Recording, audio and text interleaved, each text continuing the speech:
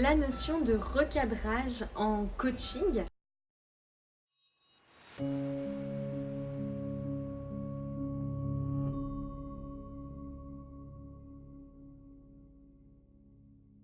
Je suis Mylène, l'auteure du site Les Défis des Zen, et dans cette vidéo, je voudrais vous partager un outil que j'utilise personnellement beaucoup dans mes accompagnements, qui est la technique de recadrage, que je l'appelle recadrage, parce que j'aime bien m'approprier les choses. Et c'est vraiment quelque chose qui est important, l'idée de recadrer un petit peu le débat, on pourrait dire, recadrer les challenges, recadrer les difficultés qu'on traverse. C'est un outil qui est important.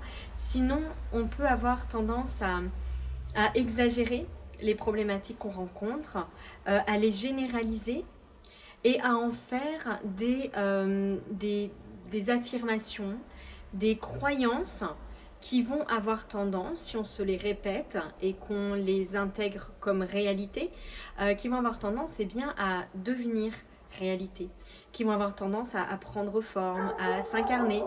Et quand elles sont positives, ces croyances, ces affirmations, j'ai envie de dire, il n'y a aucun souci, et tant mieux si ce sont des raccourcis de pensée qui vous aident à avancer, c'est très bien. Ce qui se passe, c'est bien sûr quand ces croyances sont plutôt limitantes, plutôt freinantes, lorsque ce sont des affirmations plutôt négatives à son égard, à son encontre, ça peut être aussi sur une situation, et bien à ce niveau-là, à ce moment-là, lorsque ça devient quelque chose de freinant, et bien ça va avoir tendance à devenir vrai, devenir réel, et donc à rendre la réalité encore plus difficile qu'elle ne l'est vraiment. Donc l'idée du recadrage, c'est vraiment un outil qui va permettre de préciser la problématique qu'on rencontre pour éviter d'en faire une généralisation de croyance qui devient réalité. Alors par exemple, je vais vous donner quelques exemples. Moi j'ai souvent des personnes qui viennent à moi avec ce type de croyances, d'affirmations, du type « je n'arrive pas à changer »,« je ne vais jamais au bout de rien »,« je n'ai pas confiance en moi »,« je suis quelqu'un qui manque de motivation »,« je ne suis pas doué pour les relations ». Vous voyez, c'est ce type d'affirmation générale qu'on peut dire sur soi et qui peut ensuite vraiment nous porter préjudice. Donc, moi, voici comment je travaille lorsqu'une personne vient à moi avec une problématique de ce type, donc présentée de manière très générale. Vraiment, il y a une chose qu'on va faire ensemble, que je vais l'inviter à faire, c'est à préciser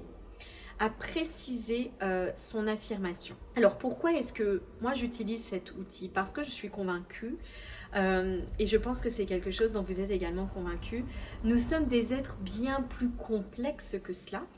Donc je ne pense pas qu'on puisse se réduire à une affirmation. On ne peut pas se réduire à une affirmation.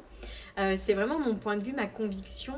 Et ça signifie quoi? Eh bien ça signifie qu'on a finalement en nous, quelque part, tous les potentiels, toutes les graines, toutes les croyances possibles.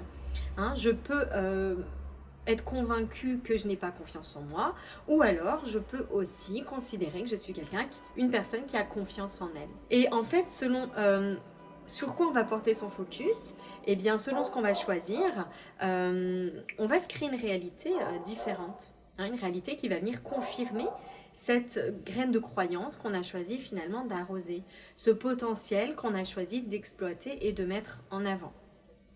Donc la première question que je pose aux personnes qui arrivent avec une affirmation, et je vous invite vraiment à vous poser cette question aussi si vous avez tendance à être convaincu que vous n'arrivez pas à changer, que vous êtes nul pour ci ou pour ça, que vous n'avez pas confiance en vous, pour prendre juste quelques exemples parmi ceux qui me viennent souvent. Vraiment une chose que vous pouvez commencer à faire, c'est de vous poser cette question: est-ce que je peux affirmer dans 100% des cas, dans 100% des moments de ma vie, que jamais je n'ai incarné, on pourrait dire, la croyance inverse?